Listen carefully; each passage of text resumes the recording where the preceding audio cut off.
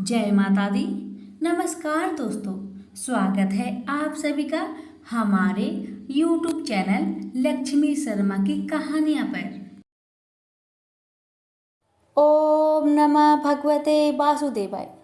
प्यारे भक्तजनों, आज मैं आप सभी को आश्विन महीने की शुक्ल पक्ष की पापंकुशा एकादशी व्रत की सभी कथा एक साथ सुनाने जा रही हूँ। कहा जाता है कि पापंकुशा एकादशी व्रत करने से व्यक्ति को 100 सूर्य यज्ञ और 1000 अश्वमेध यज्ञ करने के समान पुण्य फल प्राप्त होता है। पापों से मुक्ति पाने के लिए मनुष्य जीवन भर जतन करता है, लेकिन इस एकमात्र एकादशी का व्रत करने से उसके सारे पाप नष्ट हो जाते हैं। इसका महत्व स्वयं भगवान श्री कृष्ण ने युधिष्ठिर को बताया था। प्यारे भक्तजनों, तो चलिए अब कथा का श्रवण कीजिए। पहले मैं भगवान गणेश की कथा से शुरुआत कर रही हूँ। प्रेम से बोलिए गणेश महाराज की जय। आपसे निवेदन है कि कथा को पूरा सुनिएगा, अगर अच्छी लगे तो दूसरों को भी शेयर कीजिएगा। कथा इस प्रकार है। एक बुढ़िया माई थी। वह मिट्टी की गणेश जी की पूजा करती थी। रोज बनाए रोज गल जाए। वह बुढ़िया माई रोज गणेश जी की मूर्ति मिट्टी से बनाती थी, लेकिन रोज पानी पड़ने के कारण गल जाया करती थी। एक दिन की बात है, बुढ़िया माई कहीं जा रही थी। उसने देखा कि एक सेठ का मकान बन रहा था, तो वह कारीगर से बोली, भैया क्या आप मेरे लिए पत्थर का गणेश जी बना देंगे? तो कारीगर बोले, जितने देर में हम तेरे पत्थर का गणेश जी बनाएंगे उतने देर में तो हमारी दीवार बन जाएगी, इसलिए हमारे पास समय नहीं है, तुम जाओ किसी और को बोलना। बुढ़िया फिर से कहने लगी, भैया कृपा करके मेरे लिए गणेश जी की मूर्ति बना दो, आपकी बहुत भला होगा। लेकिन वह कारीगर एक ना सुना। बस क्या था, बुढ़िया माई को गुस्सा आया और उन्होंने कहा कि भगवान करे तुम्हारी दीवार टेढ़ी हो जाए। कहते हैं ना, कभी कभी जो भी बात दिल से कह दिया जाए कभी कभी सच हो ही जाता है, और वैसा ही हुआ। अब तो कारीगर जितना भी दीवार को बनाता था, दीवार अपने आप टेढ़ी हो जाती थी।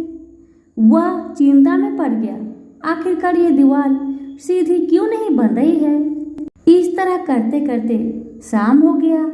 अब शाम को सेठ अपने घर को आया। उसने कारीगर से कहा, अरे तुम आज कुछ काम ही नहीं किया।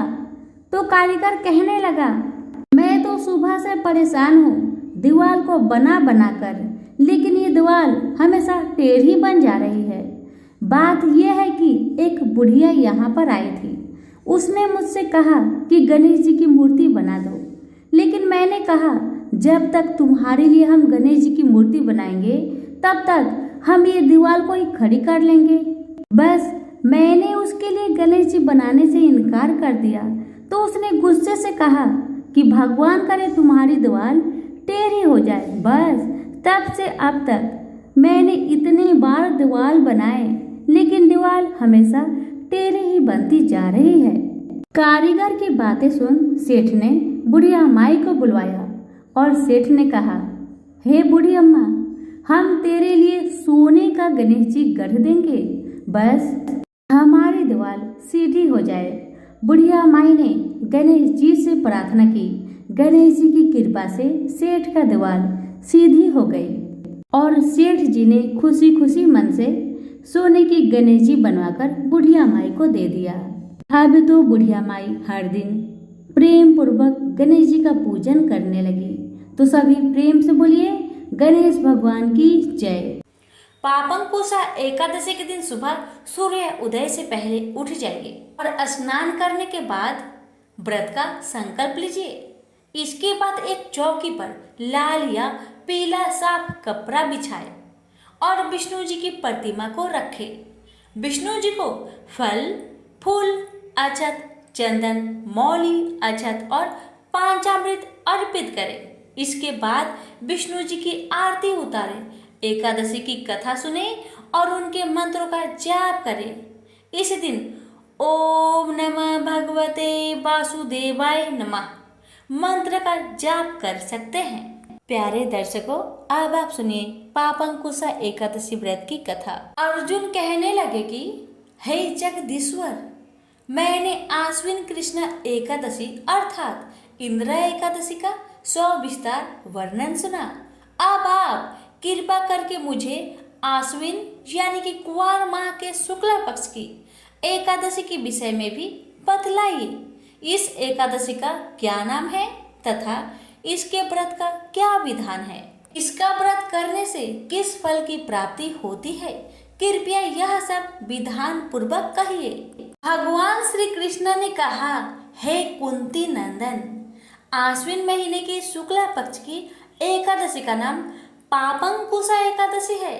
इस व्रत के करने से सभी पाप नष्ट हो जाते हैं तथा व्रत करने वाला अक्षय पुण्य का भागी होता है। आश्विन शुक्ला एकादशी के दिन इच्छित फल की प्राप्ति के लिए भगवान विष्णु का पूजा करना चाहिए। इस पूजन के द्वारा मनुष्य को स्वर्गलोक की प्राप्ति होती है। हे अर्जुन, जो मनुष्य कठिन तपस्याओं के द्वारा फल की प्राप्ति करते हैं, वह फल इस एकादशी के दिन क्षीर सागर में शेष नाग पर शयन करने वाले भगवान विष्णु को नमस्कार कर देने से मिल जाता है और मनुष्य को यम के दुख नहीं भोगने पड़ते। मनुष्य को पापों से बचाने का दृढ़ संकल्प करना चाहिए। भगवान विष्णु का ध्यान स्मरण किसी भी रूप में सुखदायक और पाप नाशक है, परंतु पापंकुशा एकादशी के दिन प्रभु का स्मरण कीर्तन सभी कलेशों व पापों का शमन कर देता है। प्राचीन समय में विंध्य पर्वत पर क्रोधक नामक एक बहेलिया रहता था। वह बड़ा क्रूर था। उसका सारा जीवन हिंसा, लूटपाट, मदपान और गलत संगीत पाप कर्मों से बीता। जब उसका अंतिम समय आया तब यमराज के दूत बहेलियों को ले जाने आए और यमदूत ने बहेलियों से कहा कि कल तुम्हारे जीवन का अंतिम दिन है, हम लोग तुम्हें कल लेने आएंगे। यह बात सुनकर बहेलिया बहुत भयभीत हो गया और महर्षि अंगिरा के आश्रम में पहुंचा और महर्षि अंगिरा के चरणों में गिरकर प्रार्थना करने लगा। हे ऋषिवर, मैंने जीवन भर पाप कर्म किए हैं। कृपा कर मुझे कोई ऐसा उपाय बताइए जिससे मेरे सारे पाप मिट जाए और मोक्ष की प्राप्ति हो। उसके निवेदन पर महर्षि अंगिरा ने उसे आश्विन शुक्ला की पापंकुशा एकादशी का विधि पूर्वक व्रत करने को कहा। महर्षि अंगिरा के कहे अनुसार उस बहेली ने यह व्रत किया और किए गए सारे पापों से छुटकारा पा लिया और इस व्रत पूजन के बल से भगवान की कृपा से वह विष्णु लोक को गया। जब यमराज के यमदूत ने इस चमत्कार को देखा तो वह बहेलिया को बिना लिए ही यमलोक वापस लौट गए। प्रेम से बोलिए जय श्री हरि। कथा के अनुसार एक कसाई भगवान शालिग्राम के भक्त था। उसका नाम था सधना। सधना बहुत ही ईमानदार व भोला था। वह हमेशा भगवान का नाम लेता रहता था और उनकी कीर्तन करता रहता था। यहाँ तक कि वो जब मांस काटता या बेचता तब भी भगवान के नाम का गुणगान करता रहता था। ऐसे ही एक दिन कसाई सधना भगवान का नाम लेते हुए अपनी मस्ती में कहीं जा रहा था। तभी अचानक से उसे अपने पैरों में पत्थर का स्पर्श महसूस हुआ। तब उसने नीचे देखा तो वह एक काला पत्थर था। अब सधना कसाई ने वह पत्थर को एक काला पत्थर समझकर उठा लिया कि वह उसे अपने दुकान ले जाकर उससे मांस का वजन करेगा। अगले दिन से ही कसाई उस पत्थर से मांस तोलने लगा। जो भी आता वह उसी पत्थर से मांस तौल कर देता। यह कोई मामूली पत्थर नहीं था। इस पत्थर की खास बात यह थी कि वह जितना भी वजन करना चाहता था वह काला पत्थर उतना ही वजन का हो जाता था। समय के साथ साथ उस काले पत्थर की लोकप्रियता धीरे धीरे पूरे गांव में फैलने लगी। जब भी सधना को मांस तोलना होता वह पत्थर उतने ही वजन का हो जाता है। अगर सधना को 1 किलो मांस तोलना होता तो वह पत्थर 1 किलो का हो जाता है, और यदि उसे आधा किलो तोलना होता था तो वह पत्थर आधा किलो का हो जाता था। इस असाधारण पत्थर को देखने के लिए दूर दूर से लोग आने लगे और सधना की दुकान पर भीड़ बढ़ने लगी। भीड़ बढ़ने की वजह से कसाई सधना की मांस की बिक्री भी बढ़ गई। फिर एक दिन धीरे धीरे ये बात एक ज्ञानी ब्राह्मण के पास पहुंची, लेकिन ब्राह्मण ऐसी जगह पर जाना तो नहीं चाहता था जहां मांस की बिक्री होती हो, लेकिन उस चमत्कारी और असाधारण पत्थर को देखने की जिज्ञासा ने उसको वहां तक लेकर चली गई। वहां पर पहुंचकर ब्राह्मण दूर से ही सधना कसाई को उस पत्थर से मांस तोलते हुए देख रहा था, और उसने देखा कि किस प्रकार से वह पत्थर आवश्यकता के अनुसार अपना वजन परिवर्तित कर लेता था। यह देखकर ब्राह्मण एकदम आश्चर्यचकित हुआ। यह देख ब्राह्मण साधना कसाई के पास गया तो साधना ब्राह्मण को देखकर बहुत आश्चर्यचकित हुआ, और साथ ही साथ साधना बहुत प्रसन्न भी हुआ। फिर साधना ने ब्राह्मण का नर्म भाव से स्वागत किया और ब्राह्मण को बैठने के लिए कहा।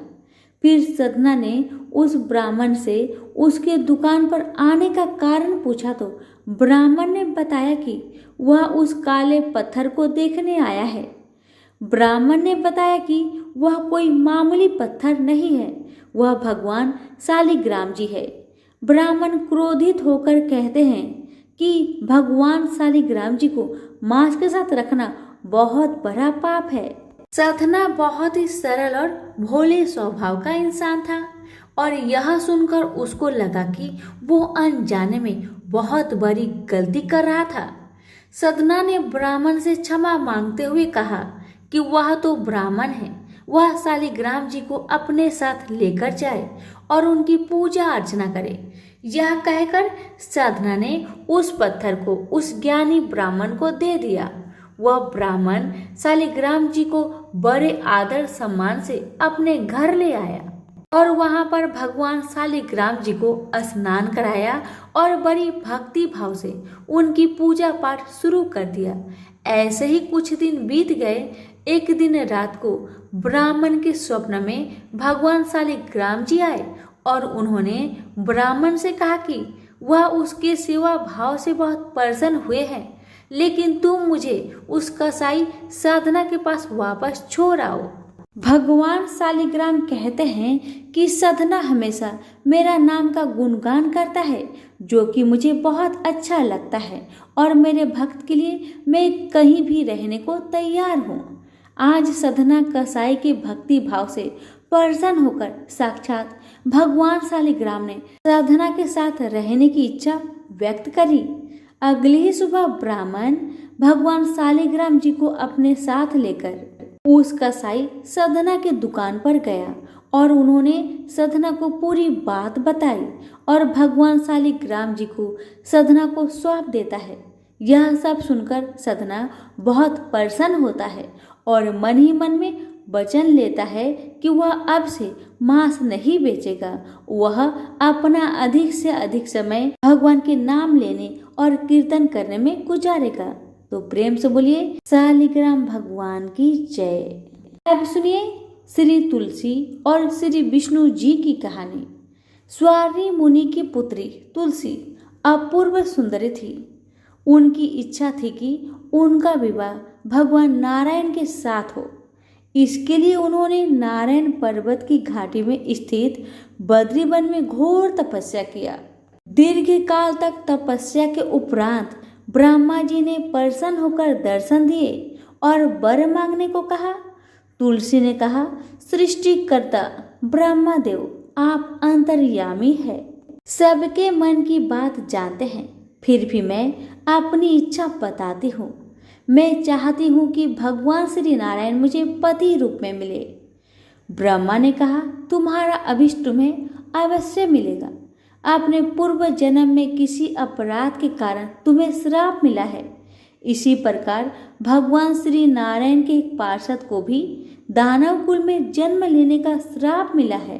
दानव कुल में जन्म लेने के बाद भी उसमें नारायण का अंश विद्यमान रहेगा। इसलिए इस जन्म में पूर्व जन्म के पाप के शमन के लिए संपूर्ण नारायण तो नहीं, नारायण के अंश से युक्त दानव कुल जन्मे उस श्रापग्रस्त पार्षद से तुम्हारा विवाह होगा। श्राप मुक्त होने पर भगवान श्री नारायण सदा सर्वदा के लिए तुम्हारे पति हो जाएंगे। तुलसी ने ब्रह्मा के इस वर को स्वीकार किया, क्योंकि मानव कुल में जन्म के कारण उसे मायावी भोग तो भोगना ही था। तुलसी बद्री वन में ही रहने लगी। नारायण का वह पार्षद दानव कुल में शंखचूड़ के नाम से पैदा हुआ था। कुछ दिनों के बाद वह भ्रमण करता हुआ बद्री वन में आया।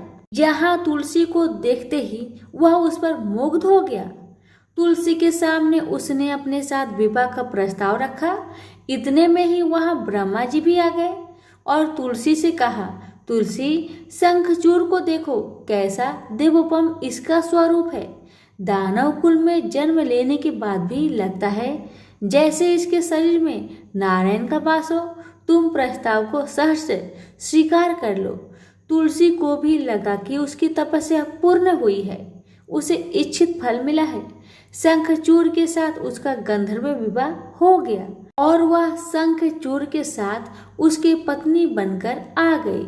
शंखचूड़ ने अपनी परम सुंदरी सती साध्वी पत्नी तुलसी के साथ बहुत दिनों तक राज्य किया। उसने अपने राज्य का इतना विस्तार किया कि देवलोक तक उसके अधिकार में आ गया। स्वर्ग का सुख भोगने वाले देवताओं की दशा भिखारियों जैसी हो गई।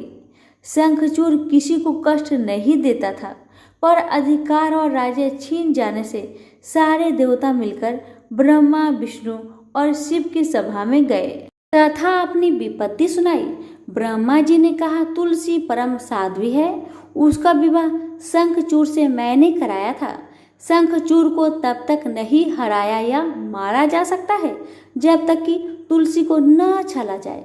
विष्णु ने कहा, शंखचूड़ पूर्व जन्म में मेरा पार्षद था। श्राप के कारण उसे दैत्य कुल में जन्म लेना पड़ा। इस जन्म में भी मेरा अंश उसमें व्याप्त है। साथ ही तुलसी की पतिव्रता धर्म से वह अजय है। फिर देवताओं की सहमति से भगवान शिव ने शंखचूड़ के पास संदेश भेजा, या तो वह देवताओं का राज्य लौटा दे या फिर उनसे युद्ध करे। शंखचूड़ शंकर के पास पहुंचा। उसने कहा, देवाधिदेव, आपके लिए देवताओं का पक्ष लेना उचित नहीं है। राज्य बढ़ाना हर राजा का कर्तव्य है। मैं किसी को दुखी नहीं कर रहा हूँ। देवताओं से कहिए कि वे मेरी प्रजा होकर रहे। हमारा आपका युद्ध शोभा नहीं देगा। अगर आप हार गए तो बड़ी लज्जा की बात होगी। अगर मैं हार गया तो आपकी कीर्ति बहुत अधिक नहीं बढ़ेगी। भगवान शंकर हंसे। वे तो सब रहस्य समझते थे। तुलसी और शंखचूड़ के पूर्व जन्म के श्राप की अवधि लगभग पूरी हो चुकी थी। बोले, इसमें कृति और लज्जा की बात नहीं। तुम देवों का राज्य लौटाकर उन्हें उनके पद पर प्रतिष्ठित होने दो। युद्ध से बचने का यही एक उपाय है। शंखचूड़ ने कहा, मैंने युद्ध के बल से देवलोक जीता है। कोई उसे युद्ध के द्वारा ही वापस ले सकता है। यह मेरा अंतिम उत्तर है। मैं जा रहा हूँ। ऐसा कहकर शंखचूड़ चला गया। उसने अपनी पत्नी तुलसी को सारी बात बताई और कहा, कर्म भोग सब काल सूत्र में बंधा है। जीवन में हर्ष, शोक, भय, सुख, दुख, मंगल, अमंगल काल के अधीन है। हम तो केवल निमित्त है। संभव है भगवान शिव देवों का पक्ष लेकर मुझसे युद्ध करे। तुम चिंता मत करना, तुम्हारा सती तेज मेरी रक्षा करेगा। दूसरे दिन भगवान शंकर के नेतृत्व में देवताओं ने युद्ध छोड़ दिया। शंखचूड़ ने भीषण बाणों की वर्षा कर उनका वेग रोका। उसके प्रहार से देवता डगमगाने लगे। उसने दानवी शक्ति का प्रयोग कर मायावी युद्ध आरंभ किया। युद्ध स्थल पर वह किसी को दिखाई नहीं देता था, पर उसके अस्त्र शस्त्र प्रहार करके देवों को घायल कर रहे थे। देवगण अपने अस्त्र चलाए तो किस पर चलाए, क्योंकि कोई शत्रु सामने नहीं था। कई दिनों तक इस तरह भयंकर युद्ध चला, शंखचूर पराजित नहीं हुआ। तब शिव ने विष्णु जी से कहा कि कुछ उपाय कीजिए, अन्यथा मेरा तो सारा यश मिट्टी में मिल जाएगा। विष्णु जी ने सोचा, बल से तो शंखचूर को हराया नहीं जा सकता, इसलिए छल का सहारा लेना होगा। उन्होंने तुरंत अपना स्वरूप शंखचूर जैसा बनाया और अस्त्र शस्त्र से सुसज्जित हो तुलसी के पास गए और बोले, प्रिय, मैं युद्ध में जीत गया। सारे देवता भगवान शंकर समेत हार गए। इस खुशी में आओ, मैं तुम्हें अंक से लगा लूं। पति को प्रत्यक्ष खरा देख तथा विजय का समाचार सुन वह दौड़कर मायावी शंखचूर के गले से लिपट गई। इस प्रकार पति पत्नी दोनों ने आलिंगन को खूब खुशी मनाई। पर पुरुष के साथ इस प्रकार का व्यवहार से उसका सती तेज नष्ट हो गया। उसका सती तेज जो शंखचूर की कवच के रूप में रक्षा कर रहा था, वह कवच नष्ट हो गया। शंखचूर शक्तिहीन हो गया। यह जानते ही भगवान शंकर ने अपने त्रिशूल से प्रहार किया। त्रिशूल के लगते ही शंखचूर जलकर भस्म हो गया। शंखचूर के मरने को जानकर विष्णु अपनी असली स्वरूप में आ गए। सामने अपने पति शंखचूर के स्थान पर भगवान विष्णु को खड़ा देख तुलसी बहुत विस्मित हुई। उसको पता लग गया कि स्वयं नारायण ने उसके साथ छल किया है। क्रोध में आकर उसने श्राप दिया, एक सती स्त्री का अस्तित्व भंग करने के अपराध में तुम हृदयहीन पत्थर हो जाओगे। विष्णु ने तुलसी के श्राप को सिरोधार्य कर कहा, देवी, तुम्हारे तथा शंखचूर के कल्याण के लिए मुझे ऐसा करना पड़ा। तुम दोनों को श्राप मुक्त करना था। तुम भी अब शरीर त्याग कर तुलसी बिरुवा के रूप में जन्म लोगी और मेरी पूजा तुलसी दल से होगी। मैं सालग्राम पत्थर बनूंगा। मेरे शीश पर तुम आदर से विराजमान होगी। तुम्हारे पति की हड्डियों के चूर्ण से शंख की उत्पत्ति होगी। उस शंख ध्वनि से देवताओं तथा मेरी पूजा आराधना होगी। जहाँ शंख ध्वनि होगी वहाँ मंगलमय में मैं विराजमान रहूंगा।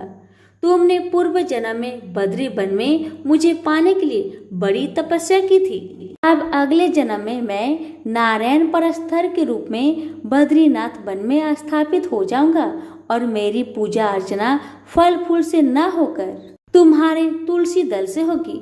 मेरी शीश पर विराजमान होकर तुम मुझसे भी ऊंचा पद प्राप्त करोगी। प्रेम से बोलिए तुलसी माता की जय। ये प्राचीन समय की बात है। एक राजा था जिसका नाम नाभि था और उसका विशाल साम्राज्य धन धान्य से परिपूर्ण था। राजा निरापद और सुखी थे। उनका कोई संतान ना होने के कारण मानसिक दुख था। उन्होंने अपनी पत्नी मरु देवी के साथ पुत्र यज्ञ की कामना से विशाल योग का अनुष्ठान किया। विद्वान ऋषित्वज ब्राह्मण उस यज्ञ में आए। राजा नाभि तथा मरु देवी यज्ञ काल में चतुर्भुज भगवान विष्णु के शंख चक्र गदा पद्मधारी रूप का स्मरण करते रहे। विधि विधान से यज्ञ पूरा होने पर भगवान विष्णु प्रकट हुए। उनका दर्शन करते ही ऋषित्वज ऋषि ब्राह्मण तथा यज्ञमान नाभि और मरु देवी ने उनकी चरण वंदना की। भगवान विष्णु ने कहा, नाभि, सद्भाव से किए गए तुम्हारे यज्ञ से मैं बहुत संतुष्ट हूँ। मांगो, तुम्हारी जो इच्छा हो तुम मांग लो। राजा नाभि ने कहा, प्रभु, आप अंतर्यामी हैं। स्वर्ग अपवर्ग में ऐसी कोई वस्तु नहीं जो आप न दे सके, पर हमारी एक छोटी सी कामना है। संतान को अपना अंतिम पुरुषार्थ मानकर अपना ही समान पुत्र पाने के लिए आपकी आराधना की है। भगवान विष्णु ने कहा, नाभि, तुम्हें पुत्र चाहिए, वह तुम्हें मिलेगा, पर मेरे समान मैं दूसरा कहाँ से लाऊं? वो एक समान कैसे हो सकते हैं? वे रूप गुण में कुछ कम ज्यादा तो अवश्य होंगे। नाभि ने कहा, देवाधिदेव, आपकी माया महिमा सर्वत्र व्याप्त है। यह विश्व ब्रह्मांड ही आपकी छाया है। मुझे पुत्र रूप में अपने समान देना क्या आपके लिए कठिन है? विष्णु भगवान हंसकर बोले, ऋषियों, तुम्हारा यज्ञ यजमान एक दुर्लभ मांग कर बैठा है। मेरे समान तो मैं ही हूँ, अतः मैं ही अपने अंश रूप से नाभि के घर में जन्म लूंगा। ऐसा कहकर भगवान विष्णु अंतर्ध्यान हो गए। कुछ समय पश्चात मरु देवी के पुत्र पैदा हुआ। पैदा होते ही ऐसे लक्षण प्रकट हुए जैसे वास्तव में विष्णु ने अवतार लिया है। बालक के शरीर पर शंख, चक्र, पद्म आदि के चिन्ह दिखाई देते थे। उसके शरीर से एक अलौकिक सुगंध फूटती थी। उस बालक का नाम ऋषभ रखा गया। धीरे धीरे बालक बड़ा हुआ। थोड़े ही समय में समस्त विद्याओं का ज्ञाता हो गया। पिता के साथ राजकाज भी देखने लगा। महाराज नाभि ने देखा कि ऋषभ को उनके मंत्रीगण, सेनापति, राज्य की समस्त प्रजा बहुत प्यार करते हैं। उनकी योग्यता से राजकाज और अच्छे ढंग से चलने लगा तो उन्होंने ऋषभ का राज्याभिषेक कर पत्नी सहित स्वयं वानप्रस्थी हो गए। महाराजा ऋषभ देव के बढ़ते प्रभाव तथा यश से इंद्र में देश भाव उत्पन्न हुआ। उन्होंने उनके राज्य में वर्षा बंद कर दी, जिससे कि वहां दुर्भिक्ष पड़े और प्रजा जब भूखे मरने लगे तो ऋषभ देव के विरुद्ध असंतोष फैले। इंद्र को शायद ऋषभ देव की अलौकिक शक्ति का पता नहीं था। इंद्र की इस मूर्खता पर हंसते हुए उन्होंने अपने राज्य में अपनी योग माया से भरपूर वर्षा की। इससे उनके राज्य में उस वर्ष पूर्व वर्षों की अपेक्षा अधिक अन्न उत्पादन हुआ। इंद्र को अपनी करनी पर लज्जा आई और ऋषभ देव से क्षमा मांगते हुए कहा, राजन, मैं स्वयं आपकी योग माया का दर्शन करना चाहता हूँ। मैं चाहता हूँ कि मेरी पुत्री जयंती को आप अपनी भार्या बनाए। ऋषभ देव और जयंती का विवाह हो गया। जयंती से उन्हें 100 पुत्र प्राप्त हुए। भरत उनके सबसे बड़े और सबसे गुणवान बेटे थे। उन्हीं भरत के नाम पर इस देश का नाम भारतवर्ष पड़ा। उनके पुत्र भरत जब सब प्रकार के योग हो गए तो उन्होंने भरत को राज्य सौंप दिया और स्वयं समशील, निवृत्ति परायण, वैराग्य रूप परमहंस जैसे विरक्त हो गए। परिग्रह में मात्र शरीर रह गया। घर बार त्याग दिया, यहाँ तक कि वस्त्रों का भी त्याग कर सर्वथा दिगंबर हो गए और अपने राज्य से बाहर चले गए। सत्य अहिंसा परिग्रह के साक्षात भगवान स्वरूप ऋषभ देव जैन धर्म के आदि प्रवक्त का प्रथम तीर्थकर हुए। भगवान ऋषभ देव ने अपने कर्म तथा व्यवहार से जीवन, कर्म एवं धर्म को नई दिशा दी। आत्म भाव से दिगंबर स्वरूप में विचरते हुए पश्चिम में कुटका चल के जंगल की आवागिन में शरीर का भी परित्याग कर दिया। प्रेम से बोलिए विष्णु भगवान की जय। भगवान भावना के भूखे हैं। दक्षिण भारत में स्थित कांचीपुरी में चोल वंशीय राजाओं का राज्य था। तत्कालीन चोल राजा भगवान विष्णु का बड़ा भक्त था। वह अनंत शयनम मंदिर में भगवान विष्णु की राजकीय अलंकरणों से किया करता था। मूर्ति की श्रृंगारिक पूजा कर उसके मन में यह अहंकार भी पैदा होता था कि ऐसे दिव्य अलंकरणों से भगवान की श्रृंगारिक पूजा अन्य कोई नहीं करता होगा। एक दिन वह पूजा करके उठा ही था कि इतने में उसके नगर का एक दीनहीन ब्राह्मण विष्णुदास हाथ में तुलसी तथा जल भरा कलश लेकर आया। पहले तो उसने भगवान को दंडवत प्रणाम किया, फिर कलश का जल भगवान के चरणों में उझेर कर तुलसी दल चढ़ा दिया। साथ में वह ओम नमः भगवते वासुदेवाय का मंत्र जपता जाता था। राजा खरा यह सब देख रहा था। ब्राह्मण के जल डालने से राजा द्वारा अर्पित पूजा सामग्री तथा श्रृंगार बह गया और ब्राह्मण के चरणों में रह गया केवल तुलसी दल। राजा को बड़ा क्रोध आया। कहने लगा, अरे दरिद्र ब्राह्मण, मैंने भगवान का कैसा श्रृंगार किया था। भगवान की यह मूर्ति कैसी राजकीय शोभा पा रही थी। तूने जल चढ़ाकर सब धो दिया और रख दिया तुलसी के ये जंगली पत्ते। ब्राह्मण राजा की क्रोध भरी बात सुनकर विनती करते हुए बोला, राजन, मैं दरिद्र ब्राह्मण हूँ। आप जैसी श्रृंगारिक पूजा का साधन मेरे पास कहाँ है। मैं तो जो कुछ पाता हूँ उसी को भक्ति भाव से भगवान के चरणों में चढ़ाकर प्रभु कृपा से सुखी हो जाता हूँ। अलंकरण दिव्य पुष्प फल आदि से गर्वित होकर पूजा करे या भक्ति भावना से प्रभु के आगे केवल विनीत होकर हाथ जोड़ दे, इससे भगवान को क्या लेना। भगवान को तो भक्ति और भावना चाहिए। महाराज मुझे क्षमा करे। राजा ने कहा, तुझे अपनी भक्ति पर गर्व है? तूने कोई देव मंदिर बनवाया है? कभी यज्ञ दान तप किया है? भगवान को संतुष्ट करने वाला कोई भी काम तूने किया है?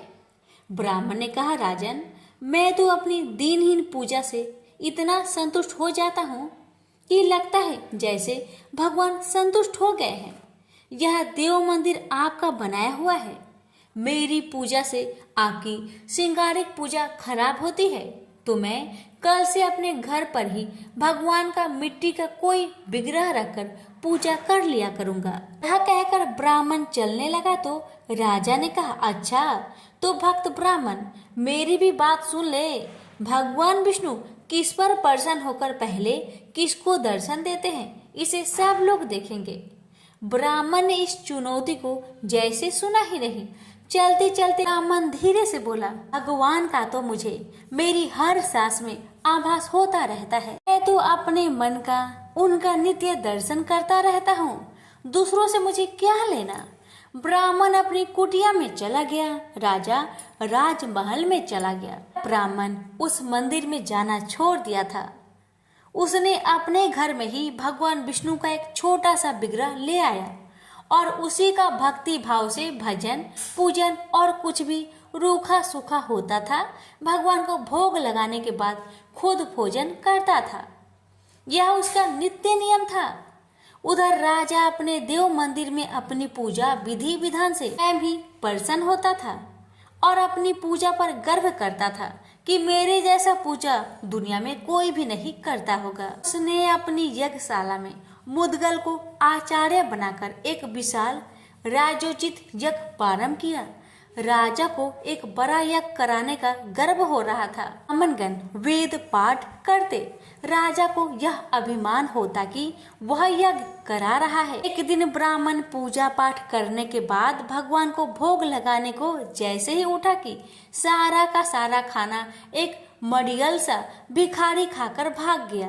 ब्राह्मण हत्यभ्रत अब क्या करे, भगवान को क्या भोग लगाए। दोबारा रसोई बनाई तो देर होगी और संध्या का समय समाप्त हो जाएगा।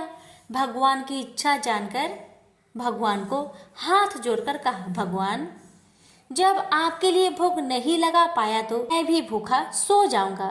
ब्राह्मण ने रात भूखे ही बिता दी। दूसरे दिन भी भोग के समय ऐसी घटना घटी। ब्राह्मण भगवान को बिना भोग लगाए भूखे ही सो गया। उसे आश्चर्य हुआ कि ऐसा कौन है कि भोग के समय ही पहले मेरी रसोई में आकर मेरा भोग खा जाता है। तीसरे दिन वह ब्राह्मण सावधान हो गया। भोग के समय जैसे ही वह भूखा ब्राह्मण आया और खाना लेकर भागने लगा कि उसने उसे पकड़ लिया।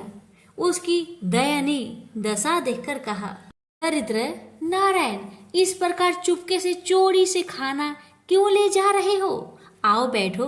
भगवान का भोग लगाने के बाद जो कुछ भी रूखा सूखा है बैठकर प्रेम से खाकर अपनी भूख मिटाओ। अब मैं आपको ऐसे ना जाने दूंगा। बैठो और प्रेम से भोजन करो। मैं समझूंगा मेरे नारायण स्वयं प्रत्यक्ष भोग स्वीकार कर रहे हैं।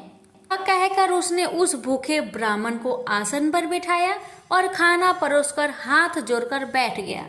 इतने में ही उसे भूखे ब्राह्मण ने अपना स्वरूप बदला और वह साक्षात विष्णु के रूप में विराजमान हो गए। साक्षात भगवान विष्णु को अपने यहाँ भोग ग्रहण करते देख वह ब्राह्मण उनके चरण में गिर पड़ा। उसे उठाते हुए भगवान विष्णु ने कहा, उठो मेरे प्रिय भक्त, मैं चोल राजा के यहाँ भी रोज जाता था, मगर वहां से मुझे दीनहीन दरिद्र को भगा दिया जाता था। उस राजसी अहंकारी यज्ञ में राजपुरुषों, दरबारियों, कर्मकांडी ब्राह्मणों की प्रतिष्ठा है।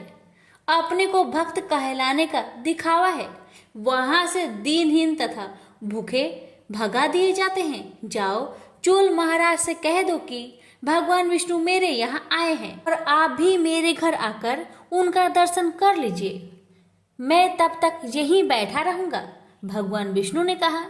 ब्राह्मण गदगद होकर भागा भागा चोल नरेश के पास गया और कहा, राजन, भगवान विष्णु मेरे ही घर में बैठे हैं, चलिए आपको दर्शन देने के लिए बुला रहे हैं। यह सुनकर राजा हंसा, लेकिन महर्षि मुद्गल भगवान की यह माया समझ रहे थे। उन्होंने राजा से कहा, राजन, ब्राह्मण की बात सच मानकर चलिए, मैं भी चलता हूँ। भगवान की लीला निराली है, चलिए चलकर देखते हैं। चोल राजा की मुग्धल तथा ब्राह्मण चलकर जब उस झोपड़े में आए तो देखा कि भगवान विष्णु भोजन कर रहे थे। राजा ने आश्चर्य से हाथ जोड़कर कहा, प्रभु, मैं आपका दर्शन पाने तथा आपका प्रसाद ग्रहण करने को कितने दिनों से जब तक पूजा यज्ञ कर रहा हूँ। देव दुर्लभ राजभोग छोड़कर आप यहाँ इस ब्राह्मण का रूखा सूखा भोजन ग्रहण कर रहे हैं, क्यों? भगवान ने हंसकर कहा, राजन, तुम्हारे पूजा अर्चना यज्ञ तप में राजसी अहंकार है, एक दिखावा है। इस ब्राह्मण की दरिद्रता में विनम्र भक्ति है, दिखावा नहीं, भावना है, फल प्रेम है। मैं तो निरअहंकारी भक्ति तथा भावना का भूखा हूँ, इसलिए यह प्रेम प्रसाद ग्रहण कर रहा हूँ। तुम्हारी पूजा अंतर मन की नहीं, दिखावे की है। भगवान की यह बात सुनकर राजा को ज्ञात हुआ, जब तक राजसी वैभव से जुड़ा रहूंगा यह अहंकार बना रहेगा। इसलिए राजा अपने पुत्र को राज्य सौंपकर वानप्रस्थी जीवन बिताने तथा आडंबरहीन भक्ति करने किसी आश्रम में चला गया। उसे बोलिए लक्ष्मी नारायण की जय। एक समय की बात है, नैमिषारण्य तीर्थ में सौनकादि 88,000 ऋषियों ने श्री सूत जी से पूछा, हे प्रभु, इस कलयुग में वेद विद्या रहित मनुष्य को प्रभु भक्ति किस प्रकार मिल सकती है तथा उनका उद्धार कैसे होगा? हे मुनिश्रेष्ठ, कोई ऐसा तप बतलाइए जिससे थोड़ा समय में ही पुण्य मिले और मनोवांछित फल भी मिल जाए। इस प्रकार की कथा सुनने की हम इच्छा रखते हैं। सर्व शास्त्रों के ज्ञाता सूत जी बोले, हे वैष्णवों, मैं पूज्य, आप सभी ने प्राणियों के हित की बात पूछी है, इसलिए मैं एक ऐसे श्रेष्ठ व्रत को आप लोगों को बतलाऊंगा जिसे नारद जी ने लक्ष्मी नारायण जी से पूछा था और श्री लक्ष्मीपति ने मुनिश्रेष्ठ नारद जी से कहा था। आप सब इसे ध्यान से सुनिए। एक समय की बात है, योगीराज नारद जी दूसरे के हित की इच्छा लिए अनेकों लोकों में घूमते हुए मृत्यु लोक में आ पहुँचे। यहाँ उन्होंने अनेक योनियों में जन्मे प्राय सभी मनुष्यों को अपने कर्मों द्वारा अनेक दुखों से पीड़ित देखा। उनका दुख देखकर नारद जी सोचने लगे कि कैसा यत्न किया जाए जिसके करने से निश्चित रूप से मानव के दुखों का अंत हो जाए। इसी विचार पर मनन करते हुए वह विष्णु लोक में गए। वहाँ वह देवों के इस नारायण की स्तुति करने लगे, जिनके हाथों में शंख चक्र गदा और पद्म थे, गले में वरमाला पहने हुए थे। स्तुति करते हुए नारद जी बोले, हे भगवान, आप अत्यंत शक्ति से संपन्न है, मन तथा वाणी भी आपको नहीं पा सकती है। आपका आदि मध्य तथा अंत नहीं है। निर्गुण स्वरूप सृष्टि के कारक भक्तों को दुख दूर करने वाले हैं। आपको मेरा नमस्कार है। नारद जी की स्तुति सुन विष्णु भगवान बोले, हे मुनिश्रेष्ठ, आपके मन में क्या बात है? आप किस काम के लिए पधारे हैं, उसे निसंकोच कहे। इस पर नारद मुनि बोले कि मृत्यु लोक में अनेक योनियों में जन्मे मनुष्य अपने कर्मों के द्वारा अनेकों दुख से दुखी हो रहे हैं। हे नाथ, आप मुझ पर दया रखते हैं तो बतलाइए कि वो मनुष्य थोड़े प्रयास से ही अपने दुख से कैसे छुटकारा पा सकते हैं। श्री हरि बोले, हे नारद, मनुष्य मनुष्यों की भलाई के लिए तुमने बहुत अच्छी बात पूछी है। जिसके करने से मनुष्य मोह से छूट जाता है, वह बात मैं कहता हूँ उसे सुनो। स्वर्ग लोक व मृत्यु लोक दोनों में एक दुर्लभ उत्तम व्रत है जो पुण्य देने वाला है। आज प्रेमवश होकर मैं उसे तुमसे कहता हूँ। श्री सत्यनारायण भगवान का यह व्रत अच्छी तरह विधान पूर्वक करके मनुष्य तुरंत ही यहाँ सुख भोग कर मरने पर मोक्ष को पाता है। श्री हरि के वचन सुन नारद जी बोले कि उस व्रत का फल क्या है और उसका विधान क्या है। यह व्रत किसने किया था, इस व्रत को किस दिन करना चाहिए, सब कुछ विस्तार से बतलाइए। नारद की बात सुनकर श्री हरि बोले, दुख व शोक को दूर करने वाला यह सभी स्थानों पर विजय दिलाने वाला है। मानव को भक्ति व श्रद्धा के साथ शाम को श्री सत्यनारायण की पूजा धर्म परायण होकर ब्राह्मणों व बंधुओं के साथ करनी चाहिए। भक्ति भाव से ही नैवेद्य, केले का फल, घी, दूध और गेहूं आटा सवाया ले। गेहूं के स्थान पर साठी का आटा, शक्कर तथा गुड़ लेकर वह सभी भक्षण योग्य पदार्थों को मिलाकर भगवान का भोग लगाए। ब्राह्मणों सहित बंधु बांधवों को भी भोजन कराए, उसके बाद स्वयं भोजन करे। भजन कीर्तन के साथ भगवान की भक्ति में लीन हो जाए। इस तरह सत्यनारायण भगवान का यह व्रत करने पर मनुष्य की सारी इच्छाएं निश्चित रूप से पूरी होती है। इस कली काल अर्थात कलयुग में मृत्यु लोक में मोक्ष का यही एक सरल उपाय बताया गया है। इति श्री सत्यनारायण व्रत कथा का प्रथम अध्याय यहीं पर संपूर्ण हुआ। अब सुनिए दूसरा अध्याय। जी बोले, हे ऋषियों, जिसने पहले समय में इस व्रत को किया था उसका इतिहास कहता हूँ, ध्यान से सुनो। सुंदर काशीपुरी नगरी में एक अत्यंत निर्धन ब्राह्मण रहता था। भूख प्यास से परेशान वह धरती पर घूमता रहता था। ब्राह्मणों से प्रेम करने वाले भगवान ने एक दिन ब्राह्मण का वेश धारण कर उसके पास जाकर पूछा, हे वृप, नित्य दुखी होकर तुम पृथ्वी पर क्यों घूमते हो? दीन ब्राह्मण बोला, मैं निर्धन ब्राह्मण हूँ, भिक्षा के लिए धरती पर घूमता हूँ। हे भगवान, यदि आप इसका कोई उपाय जानते हो तो बतलाए। वृद्ध ब्राह्मण कहता है कि सत्यनारायण भगवान मनोवांछित फल देने वाले हैं, इसलिए तुम उनका पूजन करो। इसे करने से मनुष्य सभी दुखों से मुक्त हो जाता है। वृद्ध ब्राह्मण बनकर आए सत्यनारायण भगवान उस निर्धन ब्राह्मण को व्रत का सारा विधान बताकर अंतर ध्यान हो गए। ब्राह्मण मन ही मन सोचने लगा कि जिस व्रत को वृद्ध ब्राह्मण करने को कह गया है मैं उसे जरूर करूँगा। यह निश्चय करने के बाद उसे रात में नींद नहीं आई। वह सवेरे उठकर सत्यनारायण भगवान के व्रत का निश्चय कर भिक्षा के लिए चला गया।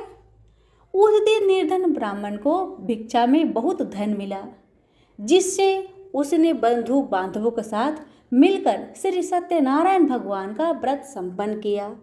भगवान सत्यनारायण का व्रत संपन्न करने के बाद वह निर्धन ब्राह्मण सभी दुखों से छूट गया और अनेक प्रकार की संपत्तियों से युक्त हो गया। उसी समय से यह ब्राह्मण हर माह इस व्रत को करने लगा।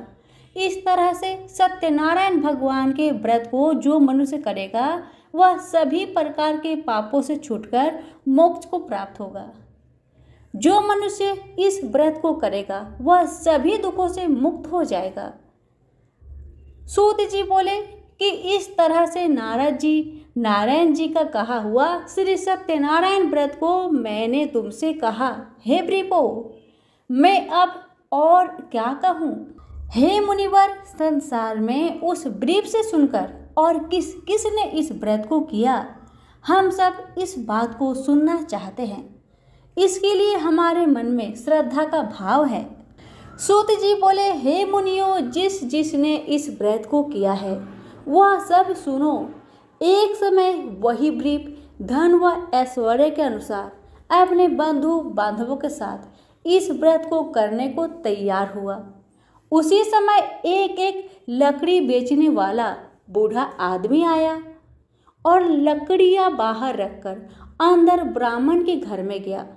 प्यास से दुखी वह लकड़हारा उनको व्रत करते देख ब्रीप को नमस्कार कर पूछने लगा कि आप यह क्या कर रहे हैं तथा इसे करने से क्या फल मिलेगा, कृपया मुझे भी बताए। ब्राह्मण ने कहा कि सब मनोकामनाओं को पूरा करने वाला यह सत्यनारायण भगवान का व्रत है। इनकी कृपा से ही मेरे घर में धन धान्य आदि का वृद्धि हुई है। ब्रीप से सत्यनारायण व्रत के बारे में जानकर लकड़हारा बहुत प्रसन्न हुआ। चरणामृत लेकर वह प्रसाद खाने के बाद वह अपने घर गया। लकड़हारे ने अपने मन में संकल्प किया कि आज लकड़ी बेचने से जो धन मिलेगा उसी से श्री सत्यनारायण भगवान का उत्तम व्रत करूंगा। मन में इस विचार को ले बूढ़ा आदमी सिर पर लकड़ियां रखकर उस नगर में बेचने गया जहां धनी लोग ज्यादा रहते थे।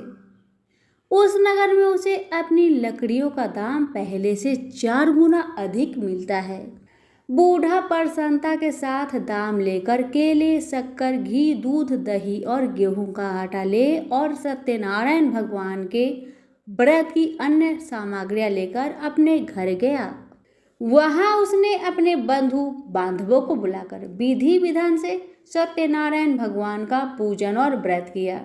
इस व्रत के प्रभाव से वह बूढ़ा लकड़हारा धन पुत्र आदि से युक्त होकर संसार के समस्त सुख भोग कर अंत काल में वैकुंठ धाम चला गया। इति श्री सत्यनारायण व्रत कथा का दूसरा अध्याय संपूर्ण हुआ। अब सुनिए तीसरा अध्याय। सूत जी बोले, हे श्रेष्ठ मुनियों, अब आगे की कथा कहता हूँ। पहले समय में उल्का मुख नाम का एक बुद्धिमान राजा था। वह सत्य वक्ता और जितेंद्रिय था। प्रतिदिन देव स्थानों पर जाता और निर्धनों को धन देकर उनके कष्ट को दूर करता था। उसकी पत्नी कमल के समान मुख वाली तथा सती साध्वी थी। भद्रशिला नदी के तट पर उन दोनों ने श्री सत्यनारायण भगवान का व्रत किया।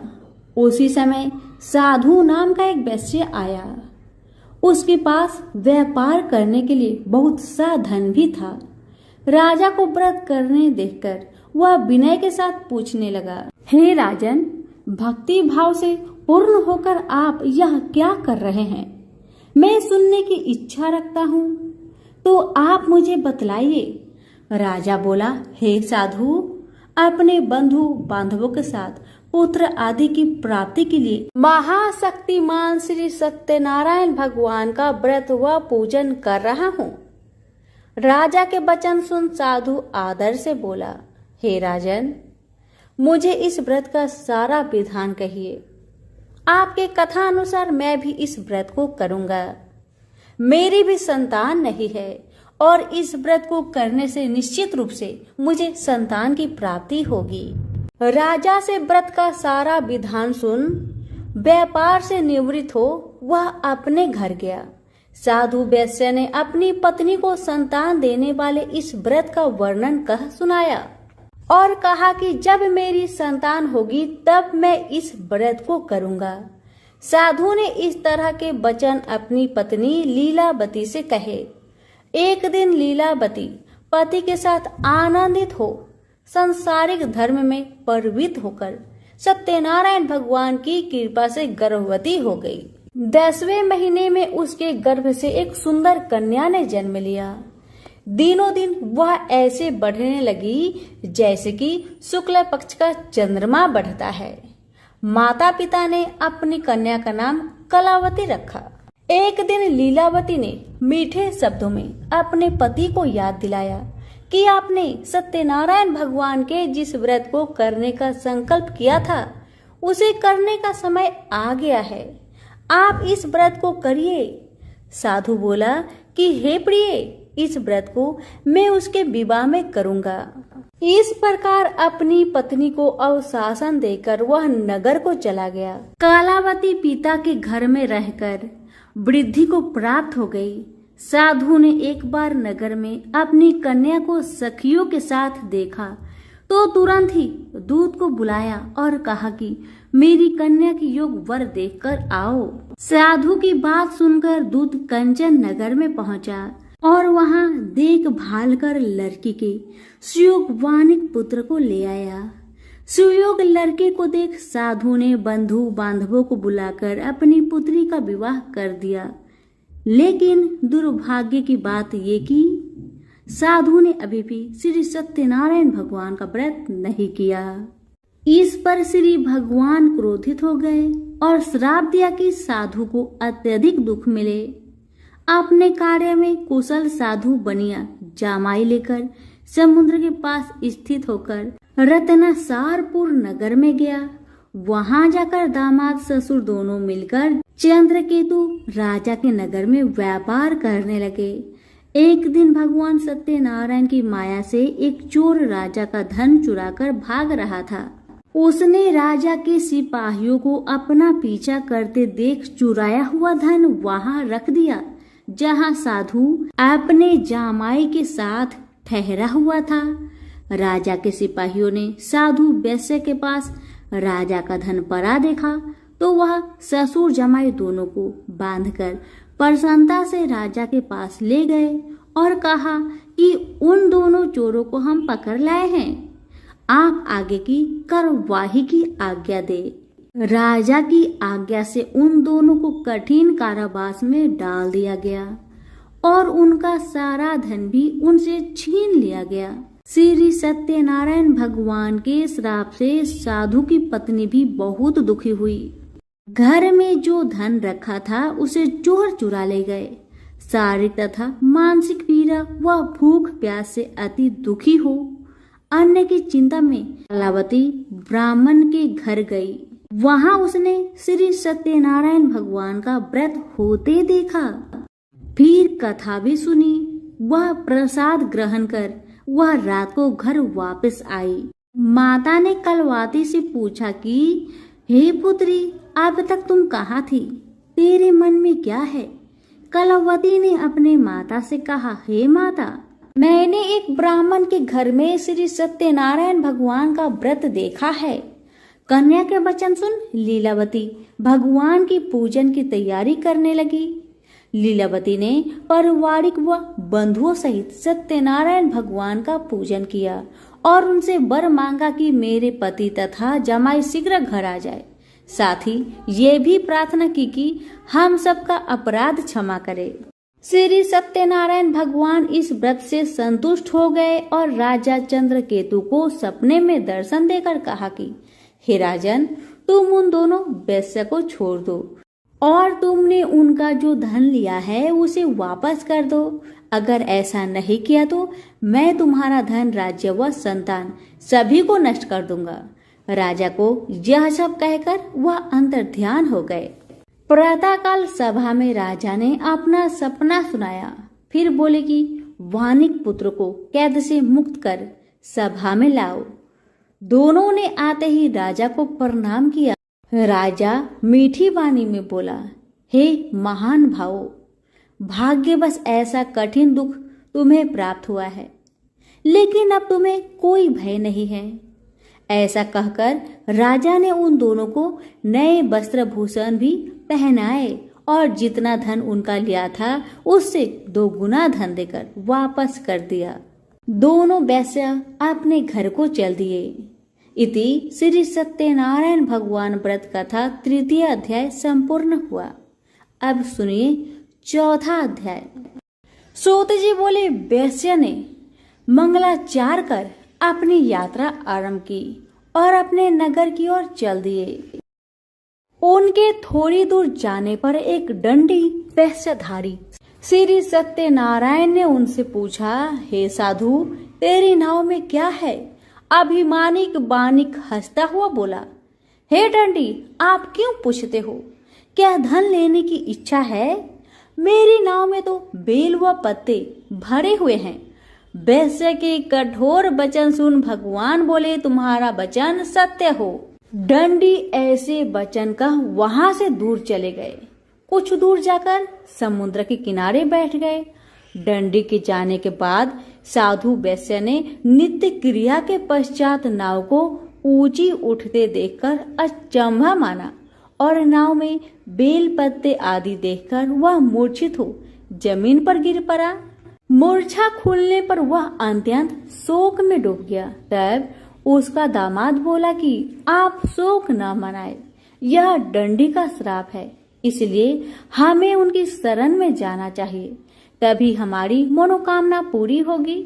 दामाद की बात सुनकर वह डंडी के पास पहुंचा और अत्यंत भक्ति भाव से नमस्कार कर बोला, मैंने आपसे जो असत्य वचन कहे थे उनके लिए मुझे क्षमा करे।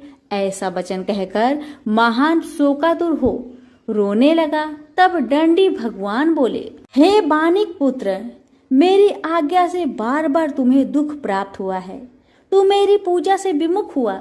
साधु बोला, हे भगवान, आपकी माया से ब्रह्मा आदि देवता भी आपके रूप को नहीं जानते, तब मैं अज्ञानी कैसे जान सकता हूँ? आप प्रसन्न होइए, अब मैं सामर्थ्य के अनुसार आपकी पूजा करूंगा।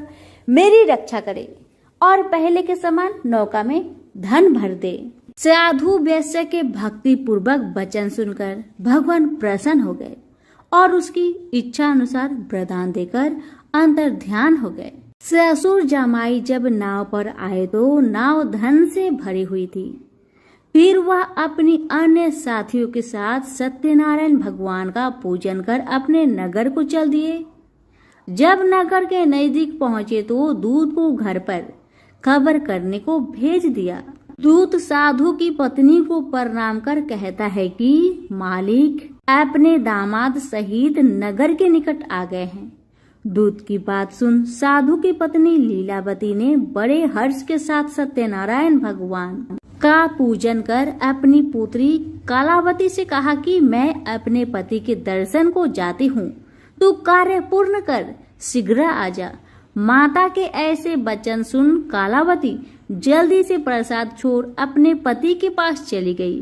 प्रसाद की अवज्ञा के कारण श्री सत्यनारायण भगवान रुष्ट हो गए और नाव सहित उसके पति को पानी में डुबो दिए। कालावती अपने पति को वहां ना पाकर रोती हुई जमीन पर गिर गई।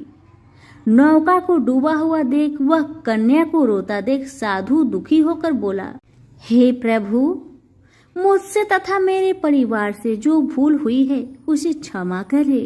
साधु के दीन वचन सुनकर श्री सत्यनारायण भगवान प्रसन्न हो गए और आकाशवाणी हुई, हे साधु, तेरी कन्या मेरी प्रसाद को छोड़कर आई है, इसलिए उसका पति अदृश्य हो गया है। यदि वह घर जाकर प्रसाद खाकर लौटती है तो इसे इसका पति अवश्य मिलेगा। ऐसी आकाशवाणी सुन कलावती घर पहुंचकर प्रसाद खाती है और फिर आकर अपने पति के दर्शन करती है। उसके बाद साधु अपने बंधु बांधवों सहित श्री सत्यनारायण भगवान का विधि विधान से पूजन करता है। इस लोक का सुख भोग वह अंत में स्वर्ग को जाता है। इति श्री सत्यनारायण भगवान व्रत कथा का चतुर्थ अध्याय संपूर्ण हुआ। अब सुनिए 5वां अध्याय। सूत जी बोले, हे ऋषियों, मैं और भी एक कथा सुनाता हूँ, उसे भी ध्यान पूर्वक सुनो। प्रजापालक में लीन तुंगध्वज नाम का एक राजा था। उसने भी भगवान का प्रसाद त्याग कर दुख का सामना किया था। एक बार वन में जाकर वन्य पशुओं को मारकर वह बर के पेड़ के नीचे आया। वहां उसने गौ वालों को भक्ति भाव से अपने बंधुओं सहित सत्यनारायण भगवान का पूजन करते देखा। अभिमानवश राजा ने उन्हें देखकर भी पूजा स्थान में नहीं गया और ना ही उसने भगवान को नमस्कार किया। गौ वालों ने राजा को प्रसाद दिया, लेकिन उसने प्रसाद नहीं खाया और प्रसाद को वहीं छोड़ वह अपने नगर को चला गया। जब वह नगर में पहुंचा तो वहां सब कुछ तहस नहस हुआ पाया तो वह शीघ्र ही समझ गया कि यह सब भगवान ने ही किया है। वह दोबारा गांव वालों के पास पहुंचा और विधि पूर्वक पूजा करके प्रसाद खाया तो श्री सत्यनारायण भगवान की कृपा से सब कुछ पहले जैसा हो गया। दीर्घ काल तक सुख भोगने के बाद मरणों उपरांत उसे स्वर्ग लोक की प्राप्ति हुई। जो मनुष्य परम दुर्लभ इस व्रत को करेगा तो भगवान सत्यनारायण की अनुकंपा से उसे धन धान्य की प्राप्ति होगी। निर्धन धनी हो जाता है और भय मुक्त हो जीवन जीता है। संतानहीन मनुष्य को संतान सुख मिलता है और सारे मनोरथ पूर्ण होने पर मानव अंत काल में वैकुंठ धाम को जाता है। सूत जी बोले, जिन्होंने पहले इस व्रत को किया है अब उनके दूसरे जन्म की कथा कहता हूँ। वृद्ध सतानंद ब्राह्मण ने सुदामा का जन्म लेकर मोक्ष की प्राप्ति की। लकड़हारे ने अगले जन्म में निषाद बनकर मोक्ष प्राप्त किया। उल्कामुख नाम का राजा दशरथ होकर बैकुंठ को गए। साधु नाम के वैश्य ने मोरध्वज बनकर अपने पुत्र को आरे से चीरकर मोक्ष पाया। महाराज तुंगध्वज ने स्वयंभू होकर भगवान में भक्ति युक्त हो कर्म कर मोक्ष पाया। इति श्री सत्यनारायण व्रत कथा का 5वां अध्याय संपूर्ण हुआ। तो प्रेम से बोलिए श्री सत्यनारायण भगवान की जय। बहुत समय पहले की बात है। बनारस के गांव में एक बड़े धनवान सेठ रहते थे। वह विष्णु भगवान के परम भक्त थे और हमेशा सच बोला करते थे।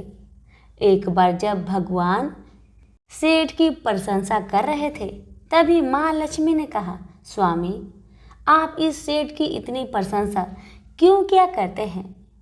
क्यों ना आज उसकी परीक्षा ली जाए और जाना जाए कि क्या वह सचमुच इसके लायक है या नहीं।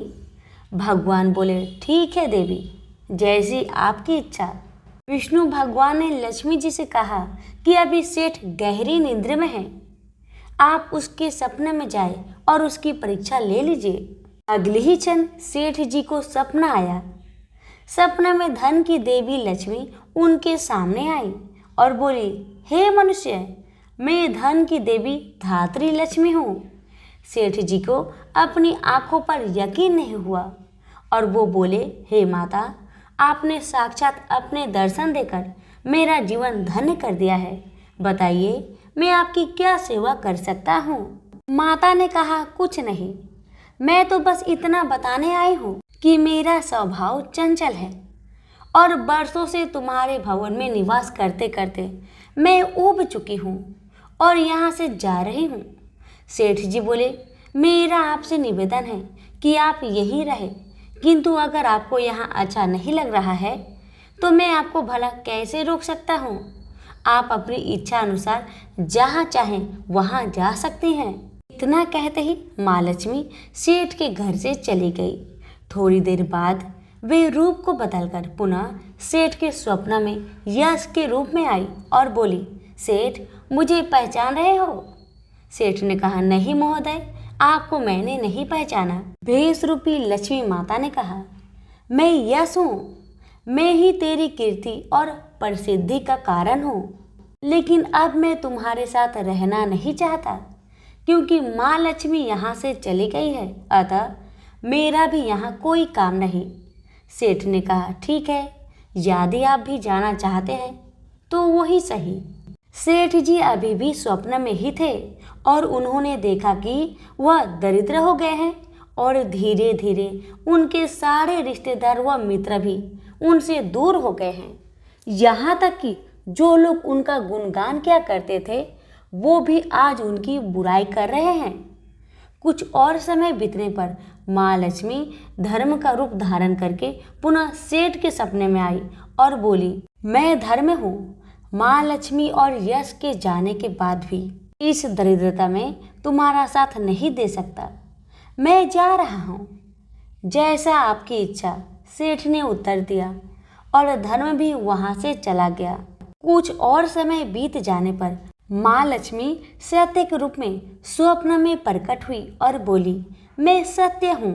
लक्ष्मी यश और धर्म के जाने के बाद अब मैं भी यहाँ से जाना चाहती हूँ। ऐसा सुन सेठ जी ने तुरंत सत्य के पांव पकड़ लिए और बोले, हे महाराज, मैं आपको नहीं जाने दूंगा। भले ही सब मेरा साथ छोड़ दे, मुझे त्याग दे, पर कृपया आप ऐसा मत करिए। सत्य के बिना मैं एक क्षण नहीं रह सकता। यदि आप चले जाएंगे तो मैं तत्काल ही अपना प्राण त्याग दूंगा। लेकिन तुमने बाकी तीनों को बड़ी आसानी से जाने दिया, उन्हें क्यों नहीं रोका? सत्य ने प्रश्न किया। सेठ जी बोले, मेरे लिए वे तीनों भी बहुत महत्व रखते हैं, लेकिन उन तीनों के बिना भी मैं भगवान का नाम का जाप करते करते उद्देश्यपूर्ण जीवन जी सकता हूँ। परंतु यदि आप चले गए तो मेरा जीवन में झूठ प्रवेश कर जाएगा और वाणी अशुद्ध हो जाएगी। भला ऐसी वाणी से मैं अपने भगवान की वंदना कैसे कर सकूंगा? मैं तो किसी भी कीमत पर आपके बिना नहीं रह सकता। सेठ जी के उत्तर सुन सत्य बहुत प्रसन्न हुआ और उसने कहा, तुम्हारी अटूट भक्ति ने मुझे यहाँ रुकने पर विवश कर दिया और अब मैं यहाँ से कहीं नहीं जाऊंगा। और ऐसा कहते हुए सत्य अंतर्ध्यान हो गया। सेठ जी अभी भी निद्रा में थे। थोड़ी देर बाद स्वप्न में धर्म वापस आया और बोला, मैं अब तुम्हारे पास ही रहूंगा क्योंकि यहाँ सत्य का निवास है। सेठ जी ने प्रसन्नतापूर्वक धर्म का स्वागत किया। उसके तुरंत बाद यश भी लौट आया और बोला, जहाँ सत्य और धर्म है वहाँ यश स्वतः ही आ जाता है, इसलिए अब मैं भी तुम्हारे साथ ही रहूंगा। सेठ जी ने यश की भी आवभगत की और अंत में माँ लक्ष्मी आई। उन्हें देखते ही सेठ जी नतमस्तक होकर बोले, हे देवी, क्या आप भी पुनः मुझ पर कृपा करेंगी? अवश्य, जहाँ सत्य धर्म और यश हो वहाँ मेरा वास निश्चित है, माँ लक्ष्मी ने उत्तर दिया। यह सुनते ही सेठ जी की नींद खुल गई। उन्हें यह सब स्वप्न लगा, पर वास्तविकता में वह एक कड़ी परीक्षा से उत्तीर्ण होकर निकले थे। मेरे प्यारे दोस्तों, हमें भी हमेशा याद रखना चाहिए कि जहाँ सत्य का निवास होता है वहाँ यश, धर्म और लक्ष्मी का निवास स्वतः ही हो जाता है। सत्य है तो सिद्धि, प्रसिद्धि और समृद्धि है। प्रेम से बोलिए लक्ष्मी नारायण की जय। सभी व्रत में सुनी जाने वाली लपसी तपसी की कथा। एक लपसी था, एक तपसी था। तपसी हमेशा भगवान की तपस्या में लीन रहता था। लपसी रोजाना 1.25 सेर की लापसी बनाकर भगवान का भोग लगाकर जीम लेता था। एक दिन दोनों लड़ने लगे। तपसी बोला, मैं रोज भगवान की तपस्या करता हूँ इसलिए मैं बड़ा हूँ। लपसी बोला, मैं रोज भगवान को 1.25 सेर लापसी का भोग लगाता हूँ इसलिए मैं बड़ा हूँ। नारद जी वहां से गुजर रहे थे। दोनों को लड़ता देखकर उनसे पूछा कि तुम क्यों लड़ रहे हो? तपसी ने खुद के बड़ा होने का कारण बताया और लपसी ने अपना कारण बताया। नारद जी बोले, तुम्हारा फैसला मैं कर दूंगा। दूसरे दिन लपसी और तपसी नहाकर अपनी रोज की भक्ति करने आए तो नारद जी ने छुपकर 1.25 करोड़ की एक एक अंगूठी दोनों के आगे रख दिए। तपसी की नजर जब अंगूठी पर पड़ी तो उसने चुपचाप अंगूठी उठाकर अपने नीचे दबा लिया।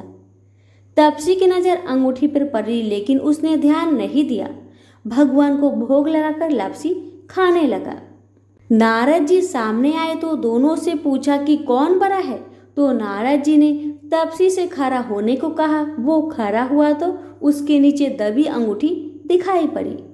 नारद जी ने तपसी से कहा, तपस्या करने के बाद भी तुम्हारी चोरी करने की आदत नहीं गई, इसलिए लपसी बड़ा है और तुम्हें तुम्हारी तपस्या का कोई भी फल नहीं मिलेगा। तपसी शर्मिंदा होकर माफी मांगने लगा। उसने नारद जी से पूछा, मुझे मेरी तपस्या का फल कैसे मिलेगा? नारद जी ने कहा, यदि कोई गाय और कुत्ते की रोटी नहीं बनाएगा तो फल तुझे मिलेगा। यदि कोई ब्राह्मण को भोजन करवाकर दक्षिणा नहीं देगा तो वह फल तुझे मिलेगा। यदि कोई साड़ी के साथ ब्लाउज नहीं देगा तो फल तुझे मिलेगा। यदि कोई दिए से दिया जलाएगा तो फल तुझे मिलेगा।